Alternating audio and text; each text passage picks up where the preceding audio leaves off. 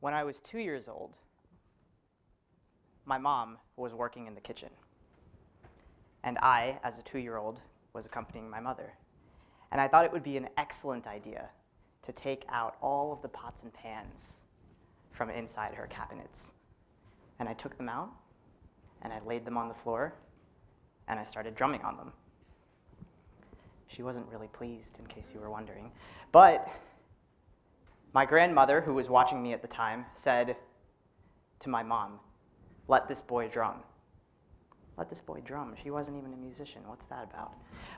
And so my mother did, and thus began my career as a performing artist. From those incubator days back in my mother's kitchen. Combined with that, as I was growing older, with the fact that my parents, one came from a Sunni background, and one came from a Shia background. And so this intersection, this capacity to deal with cultural translation, this capacity to connect across story, connect across tradition, and connect across an intercultural experience is what led me to the type of work that I do today. I took a Boren Scholarship, which is a national security funded scholarship through the United States Institute for International Education, that took me to Morocco. And during the time that I was in Morocco, for those who haven't been, and for my friends who are Moroccan here, they will know that Morocco is a very complex place.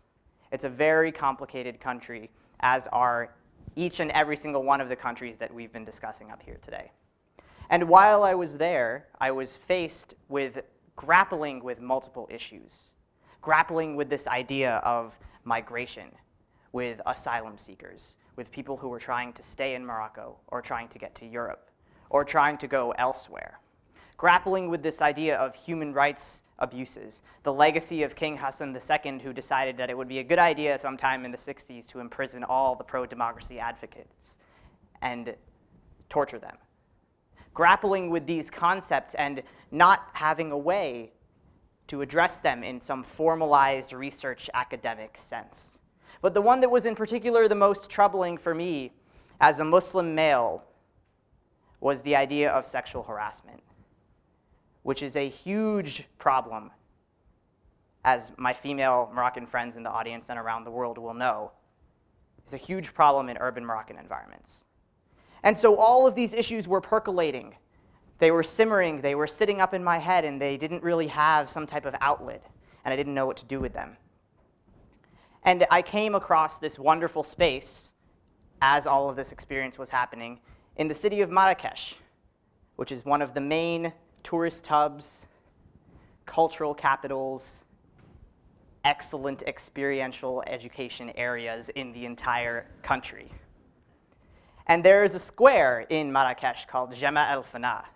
And the origins of Jama el-Fana, the name, are still to this day kind of surrounded in murkiness, and people don't really know what it is that the origin means. But within Jama el-Fana, every night, if you can imagine, if you can put yourself there in a place with all these smells, all this food, the nightlife is just coming out, and people, the tourists, are finally just leaving from their time during the day. The locals decide that they want to come out and they want to hang out. And when the locals hang out, they hang out in some style. They hang out in a style that is circular, that is a halqa. Halqa coming from the Arabic root halaqa, which means to make round, to make it into a circle. And this circle is not a circle of anything. It's not a circle, a table like this or anything like that. It is an ad hoc, improvised space in which there is an individual in the center telling a story. They're telling a story, or they are playing a song, or they are doing some type of magical act, or they are doing a dance. And this performance in little pockets of circle, almost like the little pockets of table that we have right here, becomes a space for performance. And within each one of these halqas, what happens is that there is an individual who is trying to earn their livelihood. And their livelihood is only done by telling a story. Once upon a time, this, oh, but I really can't continue this story because I need money for dinner. And so they will ask the audience members, they'll ask for 100 dirhams or 200 dirhams from all of the audience members, pulling on this crowdfunding model that is now becoming such an important part of the Arabic-speaking world. And they crowdfund from the people around them, and they say, come on, I need my money, I need dinner. And I'm not going to tell you the rest of the story until I get dinner. And they continue to try, and they try, and they try. And so this interrupted model is something that I invoked and I involved in when dealing with these social issues and trying to extrapolate them. And borrowing further from a man by the name of Bertolt Brecht, who was a German playwright, he was a Marxist, for all my Marxists out there. And what he decided to do is he decided to say that, look, theater is not just about emotion. Theater is about story, yes, but theater is also about our capacity to ignite social change. And so he said, take a frame story, whatever that frame story may be, and interrupt that frame story. And when you interrupt that frame story, interrupt it with things that people are concerned about, that people are passionate about. So that's exactly what I did. I said, okay, Bertold, we'll do this. It's called an epic theater structure. And in epic theater, you have that frame story, and you have the interruptions. So I took an old Arab folktale from Juha, Sijeha Nasruddin, for those of you who know the name, and decided that in this story, when Juha is tricking three thieves, those will be the interruptions. The four objects that he tricks the three thieves with, a donkey, a stick, a bird, and a knife. And the three thieves, those will be the interruptions that will carry these social issues forward when we're addressing them in terms of story. And so you have a juxtaposition. You have the tradition of the Moroccan story, you have the tradition of Juha's story, and you have this idea of contemporary social issues. And let me give you just one example, if you'll bear with me. I know we're on time limits here, but such is life. And I have the microphone. So one of the characters is a character named Knife, and Knife is an observer of sexual harassment. Knife is a male who works on a fruit cart, and that's his job. And he says, while providing this example, he says, an example, in the course of just one day, mind you, a girl may be walking, whether by herself or with her friends, and one man will hiss at her. Another will tell her she has a nice butt. Yet another, while holding his baby no less, will try to cop a feel. And a 12-year-old, standing on the street corner, will ask to have sex with her. And all that happens before lunch.